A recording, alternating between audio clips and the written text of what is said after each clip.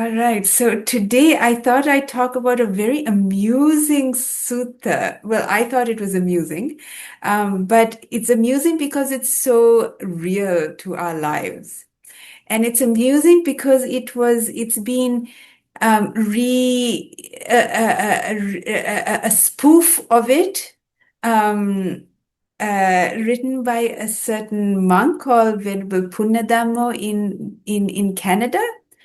And it is about the sutta is the 10 armies of Mara.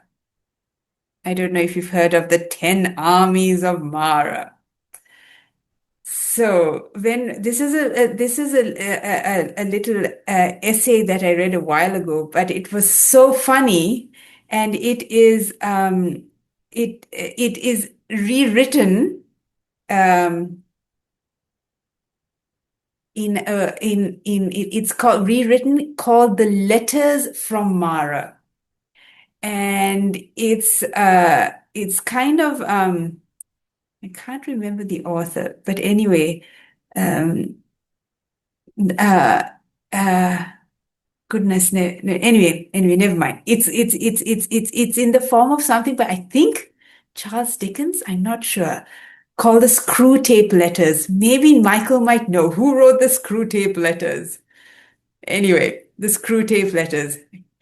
It's it's it's it's darn. I should Google these things before I speak. Anyway, and so it's Mara writing letters to his 10 emissaries, and he's giving them instructions on how to do their job a little bit better. So it's terribly funny, and if you ever want to read it, it's online. It's called The Letters from Māra, and it's by Venerable Punnadhammo.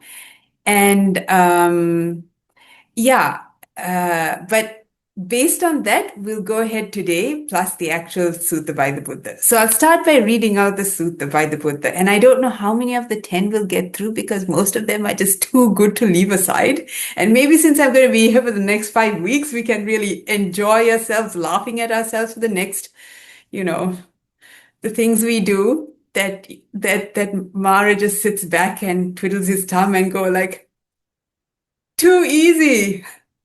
So, yeah, let me read out the sutta. So, it goes like this. Your first squadron, so this is the 10 armies. Your first squadron is sense desires. Your second is called boredom. Then, hunger and thirst compose the third. And craving is the fourth in rank. The fifth is sloth and acidity, which kind of means like laziness. I had to look it up. While cowardice lines up as a sixth. Uncertainty is seventh. The eighth is malice paired with obstinacy. Gain honor and renown besides, and ill-won notoriety, self-praise, and denigrating others. These are your squadrons, Namuchi. These are the black ones' fighting squadrons. None but the brave will conquer them to gain bliss by the victory. So I'll read the list again. The first squadron is sense desires. Your second is called boredom. Then hunger and thirst compose the third, and craving is the fourth in rank. The fifth is sloth and acidity, while cowardice is the sixth. Uncertainty, the seventh. The eighth, malice paired with obstinacy. Gain, honor, and renown, the ninth. And ill-won notoriety, self-praise, and denigrating others was the 10th.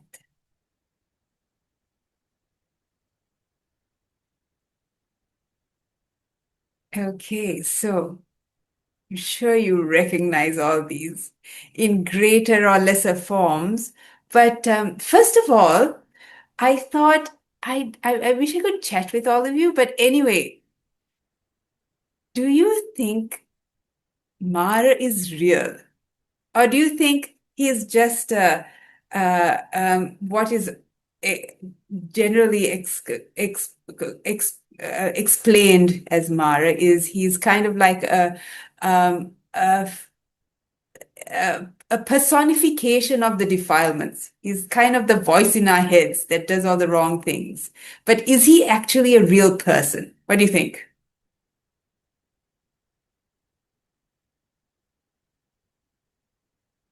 Ah, yeah, so boring. Okay. Okay, so Māra, I don't know if he's a real person, but in oh, Simran says, I don't think there is a he, just a personification. Okay, right. Well, the Buddha Oh, says, yes, Michael, oh, I think we make him real. we make him real. Right, right. Any other guesses? We make him real? Does he really exist? Well, when the Buddha was sitting under the Bodhi tree, and say, for example, he's just a personification of our of defilements. After he's enlightened, Mara comes and says, "Hey, don't bother about teaching. Just sit back and relax." Now, if the Buddha was fully enlightened, he wouldn't actually think that, would he? This is one of, I think, the kind of a giveaway for him being possibly a real being. And many times he appears to arahants. He appears to many bhikkhunis in the Therigata, everywhere. He appears to Sariputta. In fact, he's supposed to have a nephew. He's supposed to be the nephew. Moggallana is supposed to be, had been once Māra as well. So there are chances that he exists. And in fact, now I checked with Auntie, who is generally an expert on these matters, but Mara is supposed to be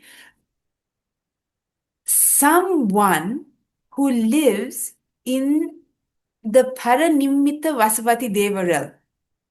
So he is, according to Auntie, who knows the suttas back to front, he is a kind of a minister in a state in the Paranimitta Vasavati Deva realm.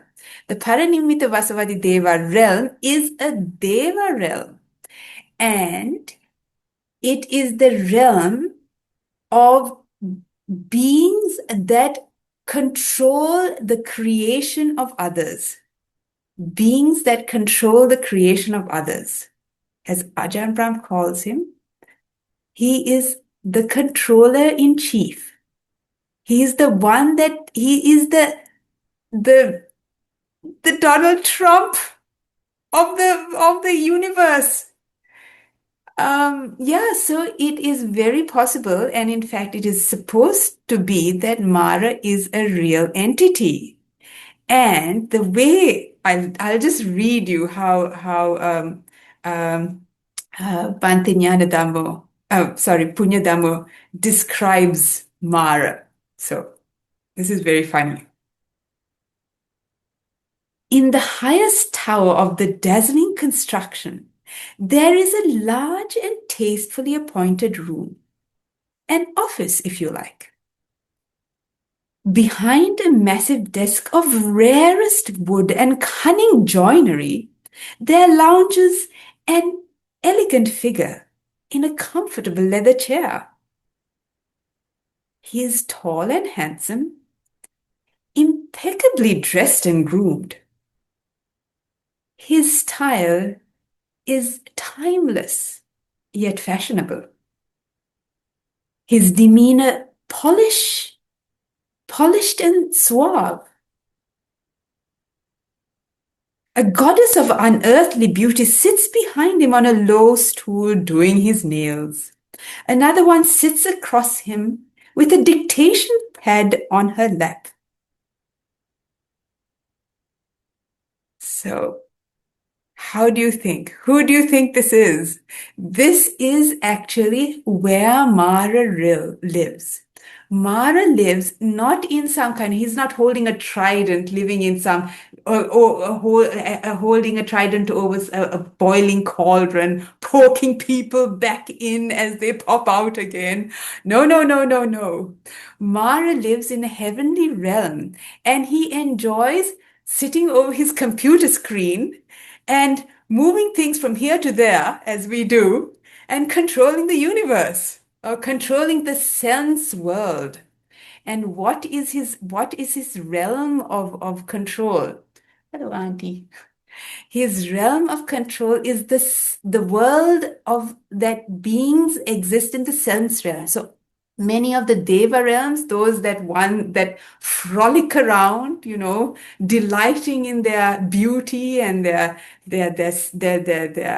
sort of, I don't know, divine joy, and right down to our human realm, as well as the Petha realms, the ghostly realms, right down to the right down to the hell realms. All of those are part of Mara's world. And we are very much members of it. So Amara doesn't have to do very much. He is in charge of he doesn't have to bother so much with people. They sort of, happily get on with sansara. But Mara, his job isn't to torture. It's actually quite unpleasant. You should read this. It's so funny. It's one of his most distasteful realms, the Helm realms, and the, people sort of burning and his job is to make sure that we remain in the sense realm in his control. Basically, we're his subjects. His job is to make sure that we continue on playing in samsara, suffering at times, maybe happy, maybe enjoying frolicking around from time to time. But his job is just to make sure we remain in samsara. Not hard, really, is it? Anyway, but us spiritual people, we are trying to escape his net. So at least we have to be aware of his ploys and his little tricks. So here we go. The 10 armies of Mara. Starting with the first one, the sense world. Okay. Like I said, I got a lot of this from this article. And the sense world. Now, what does the sense? We think that the sense world is just, nice sights and what's the problem with the sense world? What is the problem with the sense world? What's the problem with, having going for the millions of things? In fact, everything we do. What is the problem with buying things online? What's the problem with going for a cup of coffee? What's the problem with going to the beach and watching the sunset? Or what's the problem with chatting to a friend? Um, what is the problem with all of that? No comment. Okay. Well, the problem is that all of this distraction, all of this distraction keeps us, our eyes blur, keeps us distracted, and it keeps us from seeing the truth of things as they are. It stops us for our minds from being clear. It stops our minds from being still. And it stops us from seeing things as they truly are. And we want to see things as they truly are. Because when we see things as they truly are, we suffer less. So sense desire, the problem with sense desire is that it keeps us constantly distracted, constantly not appreciating what we already have. So how do we do this to ourselves in the modern age? So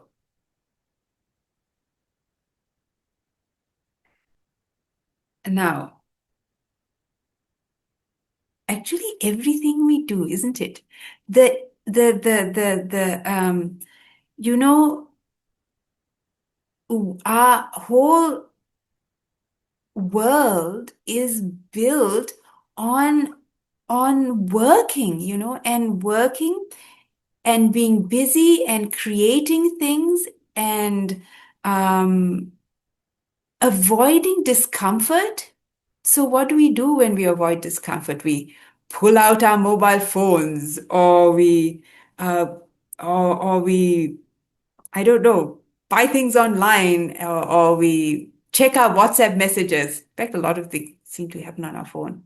Or we go and open the fridge, right? Um, Notice every time you do these things, every time that you can't stand just that tinge of unpleasantness, that tinge of just sort of things not being quite, just not being quite so enjoyable. We go for cheap tricks, don't we? We go for that dopamine hit. We go for something that just gets us away from the sort of the contentment of the present moment. So the problem with that is that the it's endless.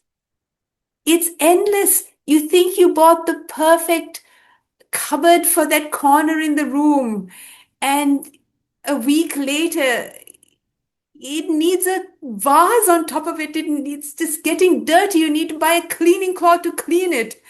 It's endless. Or you think you go on holiday and then you come back from holiday and you find something else, another place that's interesting, or you meet somebody and they get boring after a while. Need to meet somebody else.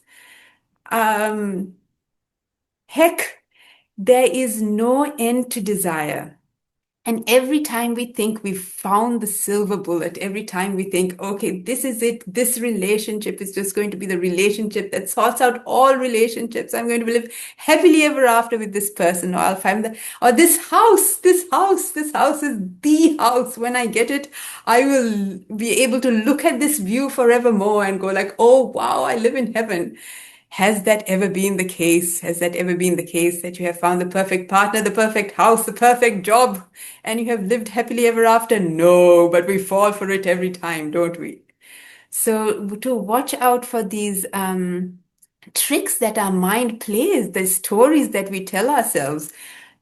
If I get this, everything will be all right. Sounds familiar? Sounds familiar. I don't know. I tell myself this thing. I hear myself telling these things all the time. So yeah, to watch out for that voice in our head that just is continuously telling us that this is what's going to make us happy if we get it. Go out into the fridge and look for that perfect little something sweet that will knock you out and stop you feeling a little bit of angst. So the first one, sense pleasure. So, yeah, one of our biggest desires is our body itself, isn't it?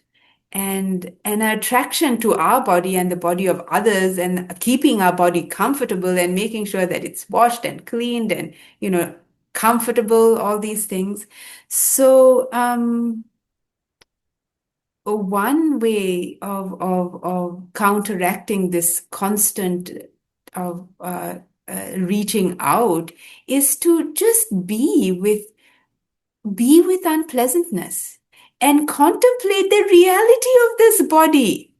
You know, contemplate that it actually is just one foul smelling thing with lots of yucky stuff inside, and it's not particularly worth holding on to and cherishing the way we do. So, uh, where we trick ourselves to thinking that this body is so beautiful, so noticing, you know, the yucky bits about it, starting to see the reality of this meat machine, so-called meat machine that we're carrying around. And so this kind of uh, this passion that we have for our body and everything that it does, it just gets a little less kind of glorious. Yeah. So this is one of the ways that the Buddha recommended letting go of our enamoredness with our body and the body of others. Just recognizing its tendency to fall apart and to be quite disgusting if we didn't have a shower. Yeah. A lot can be said about sense desire. Anybody has anything to add here? Something entertaining, amusing about the things you do with yourself? Yes, I am. Yeah. One thing I've realized is that the more we get what we want, then it's less satisfying. For example, I started having these falafel roll kebabs because I was like, oh, it's good. It's got protein, it's got a bit of bread, vegetables. It's very suitable, Yeah. nice, fresh, good size. And then I got it one time. Wow, it's really good. I'm gonna keep getting it. And then after a while, I got it, and they would make it wrong, sort of put non-vegan paste on it or deep fry it, and I can't have that oil. Like different people were making it at this shop. And then I would eat it and not get the same satisfaction. And I realized Right, that it's right. a lot of the time that we have these sense desires because not just the innate sense desire, but also because the mind has a story that we want that or that it's good. Right, right. Yeah, yeah, yeah. And we buy into the story. We actually like the story and don't notice the reality of this isn't actually not that nice. And it's the story we like, and the story that actually creates a sense of self, isn't it? It validates me and the things I like and the things I do. And so that sort of feeds in the whole trip that we have. Me and my falafel. Me and my tasty falafel, which isn't actually that tasty. Anyone else? Oh, surely. Oh, how boring. Okay. Oh, I could entertain you endlessly with the things I do with my mind. Um, yeah, the whole um economy is built on coming up with new ways of entertaining us, isn't it? Of new enticements. And we fall for it every time. The newest iPad, newest iPhone, the newest, I don't know, fashion. I mean, it's ridiculous. How many different ways can you wear a shirt? But we have to go out and buy the one that is supposed to be the nicest. I don't know. It all looks the same to me. Anyway, I don't exactly have a great fashion sense. Yeah, so we buy into Mara. I mean, he doesn't really he just you know we just buy into anything that's new and enticing, anything that's a little bit shiny and a little bit great advertising. Okay, here's Simran. Here, they call it the attention economy. Sorry, yes. They call it the attention economy. Our attention watching videos is even monetized now. Yeah. So yes, yes. Okay. Terrible. All right. So we are going to the second one. Um, yeah. So the second one is just a minute.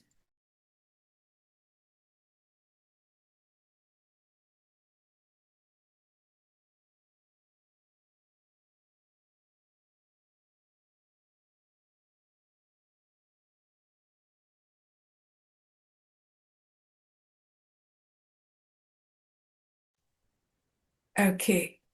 I just did it. All right. Okay, so the next one.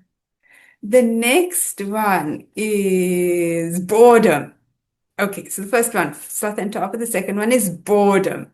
Now, boredom is another one that we absolutely have cultivated to an extreme with with our mobile phones, isn't it? Like nobody sits on the train doing nothing. I rarely see someone looking into space. In fact, if they look into space, they are glassy-eyed. They have this kind of like deathly look over them of like, I don't know what to do with myself. I don't have my phone with me. It's like, we have trained ourselves to not be bored and or we have trained ourselves to react to boredom. So yeah, uh, notice what we do every time, that sort of tinge of, what shall I, no dopamine hit in us in our sense world. I am noticing how I feel. Oh my God, let me pick up my phone and do something with myself. So notice every time you feel that. Notice, can you allow yourself to be bored? So yeah, uh again, where we crave that dopamine hit, isn't it? We crave excitement. And these are sort of the things that we do as regular human beings, but it gets worse when we don't get enough of that dopamine hit. We need more and more. We need drugs. We need alcohol just to kind of get ourselves away from just a moment of unpleasantness, a moment of dissatisfaction. And yeah, our whole world seems to just believe in it, just buy into it wholesale. It's terrible being bored. It's terrible. And the net result is that when, like literally, when I get onto the train and I watch people, it's like anybody who is not doing anything, they just have a glassy stare. They have this kind of mindless look on their face. They're just kind of, I don't know, not even aware that they're half kind of absolutely not aware of their thoughts anyway. So yeah, just to watch out for that. And when you have that tendency to reach out for your phone, just go, what would I do if I can just sit here and be not mindless? Just be a little bit mindful. Again, these are the things that Mara does to keep us from seeing what it is that's going on in our mind. That things are inherently pleasant, unpleasant, good, bad, arising and passing. We can't control our happiness all the time by picking something up every time things are unpleasant. So yeah, boredom is the second. Any comments? Any good stories? Oh, What else have I written here? Yeah, clicking. Clicking is the greatest creation of Māra. Um, yes. The Māra whispers in your ear, this is really boring. Get out and enjoy life. That's what we do, right? Things are really boring. Get out and enjoy life. What are you doing sitting in a monastery watching you at the end of your nose?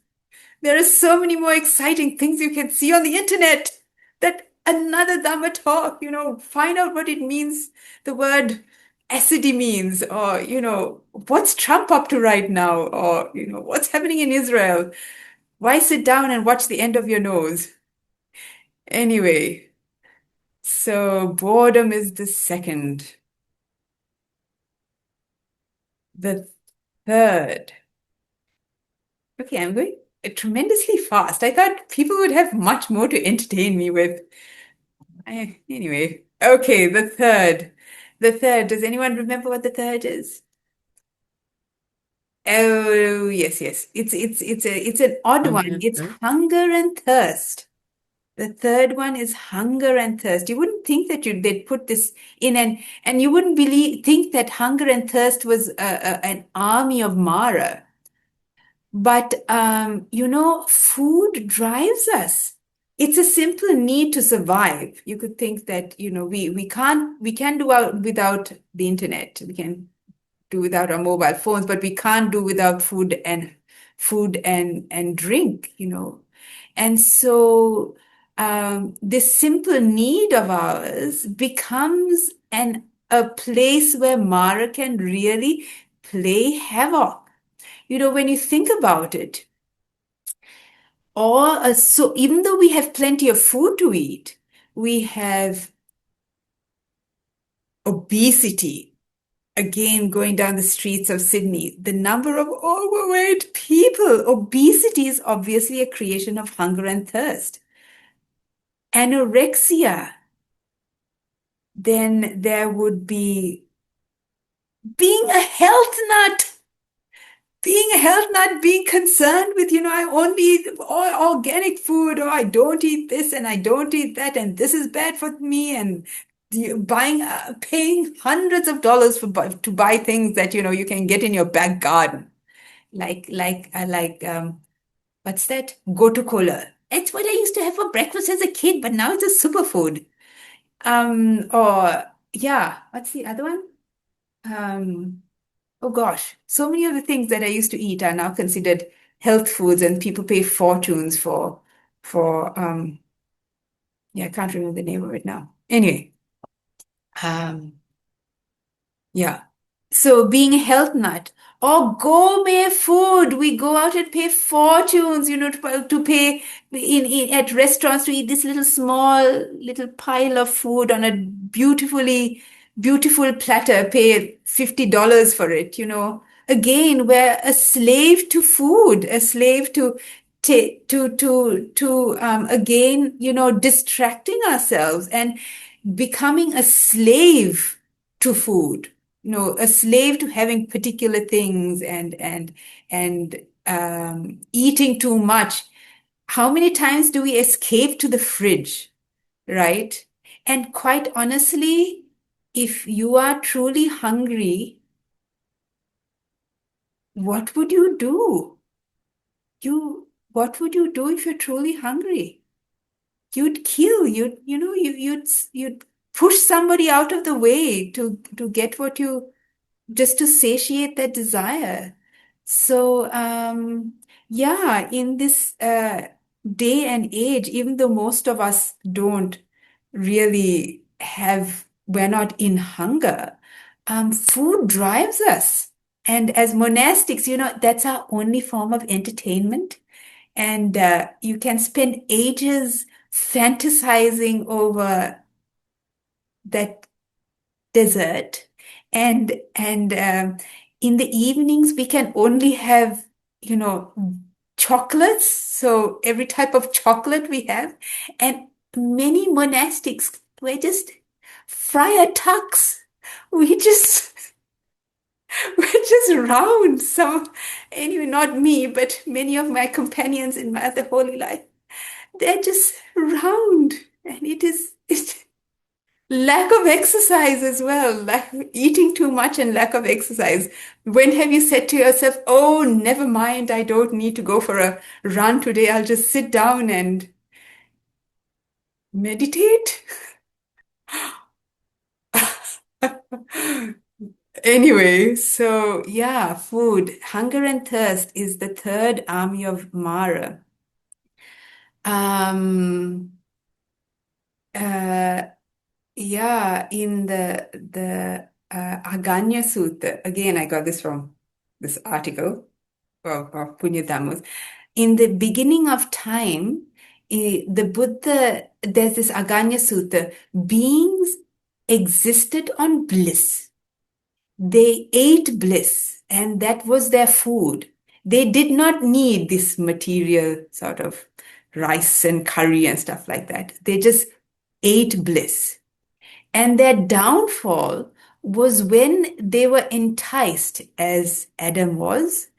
They were enticed by this kind of a nectar that grew on the surfaces of the ocean. And that was the beginning of the downfall. It was that sort of reaching out for, some food outside itself, that beings began to have a solidified body, and then it became grosser and grosser and grosser, and the things that they needed became grosser, and then they needed to cultivate their food, and they needed to, have rice fields, and so began a whole economy, and then they needed to store it, and then here we are, thanks to those beings who reached out and had a piece of that elixir of life. And yeah, and here we are now eating all kinds of crap that actually kill us. So yes, hunger and thirst is the third. 20 minutes. Okay. So now, and so here the kind of a cure for it, or the way of sort of overcoming it, is to just become a mindful aware again, eating mindfully and noticing, those sensations of hunger, and what makes you reach out for the fridge. What is it that you think about, you fantasize about? What food do you fantasize about? Wasting all our thoughts, our precious present moment on thoughts of food. So yeah, for us as monastics, it's pretty easy. People just sort of give us, and we don't have to decide. But when you have to decide, how much time is spent deciding? Oh my God, it must be like hours of your day deciding, cooking, and consuming only takes 20 minutes. But so many hours of your day going into food. There's two Michaels here, who I suspect don't spend that much time thinking about food. I may be wrong.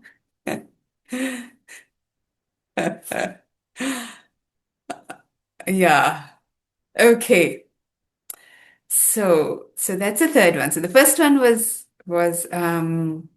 sense desire. The second one was boredom. The third one was hunger and thirst. Shall I keep going? I've gone on for 45 minutes. There are some interesting ones here. So the fourth one was craving, craving to be, and craving to, craving is, we thought we figured it out in the first one, but craving is like craving to be somebody. I want to, I want to be loved. I want to be good at what I do. I want to not make mistakes. I want to be attractive. I want to be, all of that is craving to be. I want to be somebody. And even if I do, but I just want to, I just want to give a good talk. May I be good at this? So yeah, even if it's the small things we do, just notice that desire to be good at it. I want to be I don't know, most elegant dhamma speaker. I don't know what. Yeah. So the craving to be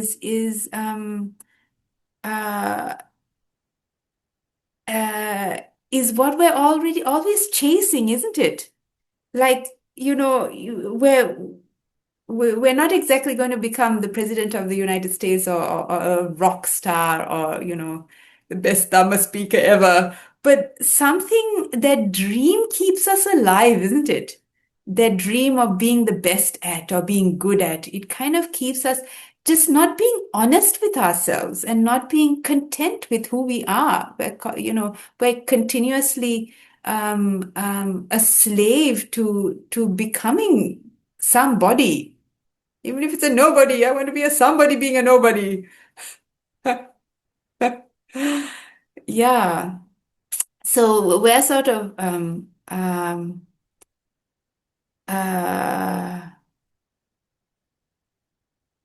we're sort of simple people, but it can get quite crazy, wanting to be rich, wanting to be powerful, wanting to be the president of the United States. You can just see how crazy it can get trying to be somebody, and how insane you can get trying to be somebody. And like, I love watching these videos of film stars from yesteryear, what they look like right now. Most of them have had incredible plastic surgery and, still obviously do a lot of weightlifting and all the rest of it, but they look terrible. Have you seen Nicole Kidman, what she looks like right now? I get them in I'm so embarrassed to say, but I get them in my YouTube shorts, what Nicole Kidman is up to right now and what she looks like right now. I'm sorry, Nicole, but she doesn't look like she did when I was young. She's an old woman now. She looks terrible with all her facelifts. So this is what it's like when we want to be beautiful forevermore. And I saw someone I think it was Bridget Bardot at 91. Oh my God, she's an old haggard woman, but still, got her lipstick on and got her things tucked in. We're a slave to trying to be somebody, trying to be beautiful, trying to be intelligent, trying to be the one who always knows things. Eeks. So yeah, stopping there for any comments. Anyone? Something to add? The pharaohs trying to live forever, isn't it? The eternalist, it's like you will exist forever, somehow or the other, embalming yourself. Or Elon Musk. Oh my God. Crazy people. Sorry. It's easy to see it in other people, but we have those same qualities in ourselves. And we do it in small little ways, small, insidious little ways. So watch out for them, because they're all part of Mara's ploy to keep you rolling on in samsara. I will be perfect at giving Dhamma talks. Yeah. So the fourth one, craving. Craving. Yes. And what is the antidote? What is the antidote? What do you think is the antidote to craving?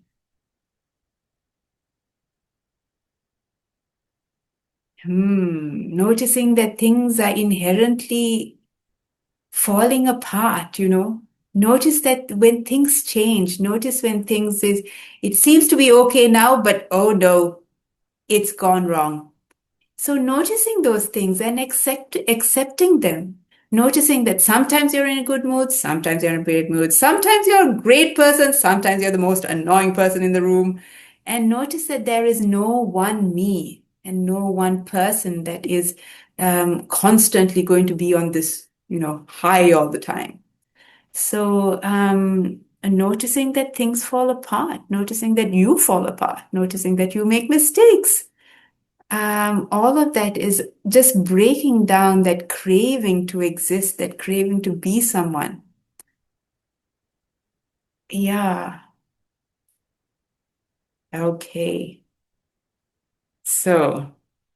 So I'll stop there because I'm kind of getting my own head is getting a bit full. And I've been talking for 45 minutes. So yes, I'll stop there and see if people have any questions or comments or amusing, entertaining reflections to share.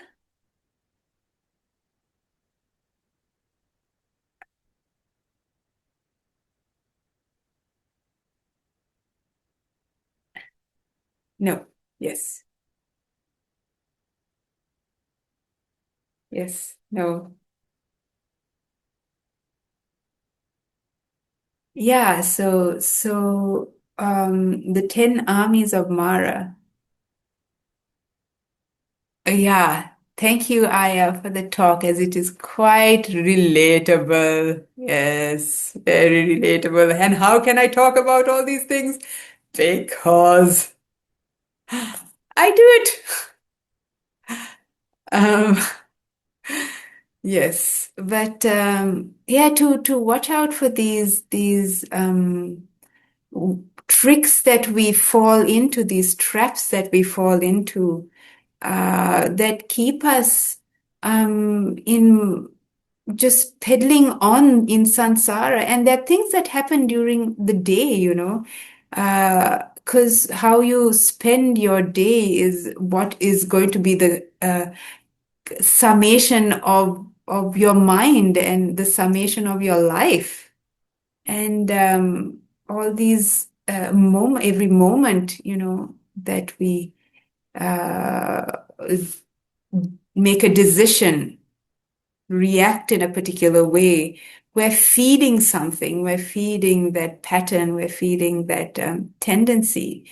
So can you see it? Can you stop yourself before you go on autopilot and uh, just do the same old thing lifetime after lifetime?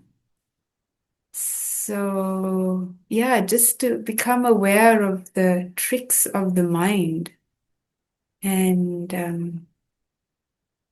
the Mara's armies that we fall prey to. What do you think? No. Yes. Everyone's everyone's happy and quiet. Everyone's happy, quiet. Well, I'll do the rest the next week because that'll give me something to talk about next week as well. Nilanka, thank you, Venerable Pekka from Nireka. You're most welcome. I hope it was useful. I'm not sure. Does Venerable Karunika continue until 8:30 or does she have questions and answers or she stop? She stops at she stops. She stops? She stops. I'm not sure. Sometimes if it finishes early, Aya, she can just say, all right, well, there's nothing more, then you can continue meditating if you want. And if there's no need, she just stops it. Okay. Okay. Well, well, well, I think let's stop because it's a lot already, isn't it? Yeah, we'll stop there and I'll continue with the other, what did I get to? Four of them. The other six next week. How's that? For more entertainment.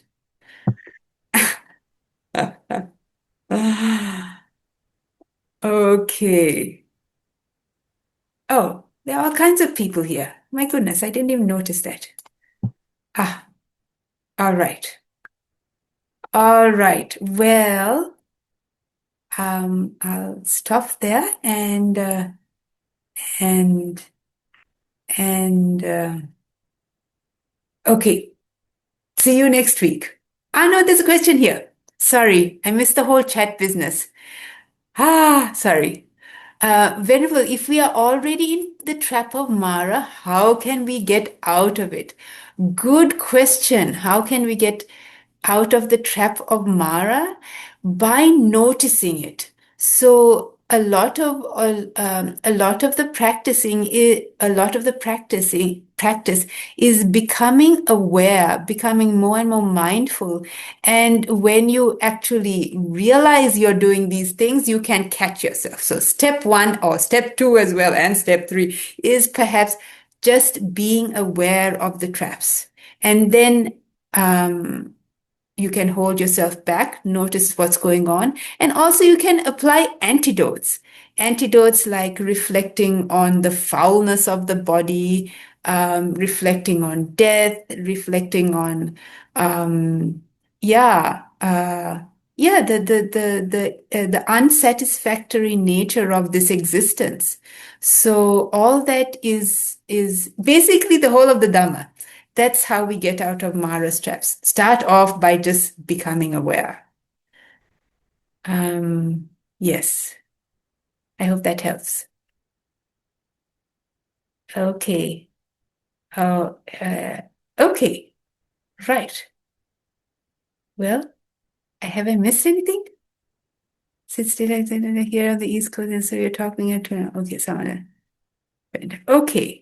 Gosh, I am completely like down to these things. I didn't even notice the chats, and I didn't even notice there are more than 4 people on the Zoom call. Okay. So we will stop there and continue next week. I hope that was useful to all of you, and may you have a enjoyable time laughing at yourself and also notice a little bit more about what you do. Okay. See you next week.